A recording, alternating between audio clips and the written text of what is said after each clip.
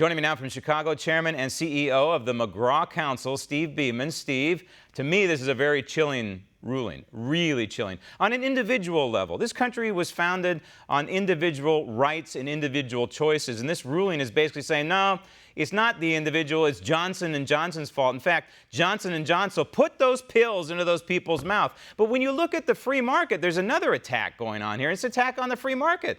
If you're Louisville Slugger, baseball bat manufacturer, look out.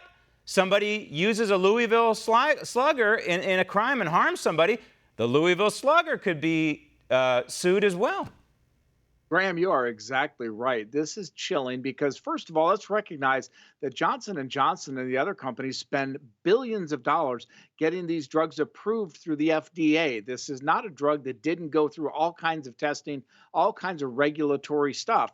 So for the government then to come out and say, well, we know we approved it. We think it's a fine drug and can be used for the benefit of those who take it. The doctors prescribe it, then people abuse it, and they come right back to Johnson & Johnson and say, now you're liable. Right. It's crazy. And to your point, it will affect every manufacturer, but it's why we continue to see a shrinking of public markets in this country. Let's remember, we had 5,000 public companies in the 90s. Today, we have about 3,000. And less do companies want to be publicly traded and regulated here in the United States. And what it's going to do to the market, if you think about it, right, as we put experimental drugs out there, et cetera, right? So where is the motivation for a Johnson & Johnson or another company to come out with some kind of drug that in the end they could be, down the road sued for producing? This is so counterintuitive to the free market principles that we are supposed to espouse in this country. And everybody wonders why drugs cost so much. Look at the regulatory costs of these drugs being developed. Look at the liability they carry. It's no wonder drugs produced in this country are uncompetitive. We need to get out of this idea that I'm not responsible for what I do and blaming somebody else as a victim always. Otherwise, we will continue to nip away at the freedom that we enjoy. And again, I'm not speaking politically. I'm speaking purely from an economic standpoint. We are beginning to chip away and destroy the very economic engine that made this country great. Right, and competition is a good thing, even in especially I think in the pharmaceutical space. And sure, you want to have government regulation. You want to make sure they're not putting garbage out there on the market that hurts people. But the bottom line is competition is the answer to a lot of the ills. Real quick, before I let you go, it's interesting what's happening in China right now. We're hearing a report that there's a little bit of infighting going on. We know that the Chinese economy is taking a hit right now.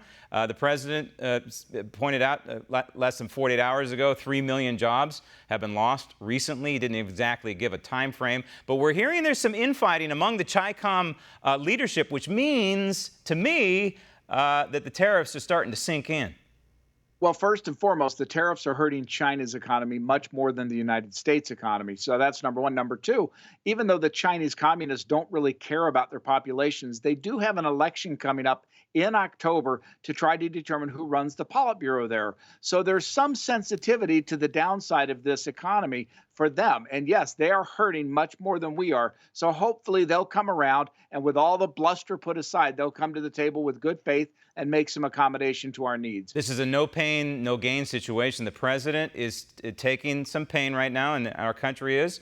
Other sectors of our society taking some pain right now for something that's been neglected for many, many decades, and this president's trying to tackle it. So later on, after this pain, we will have some gain, especially in the national security component of this tariff war that's going on right now. Steve, thank you.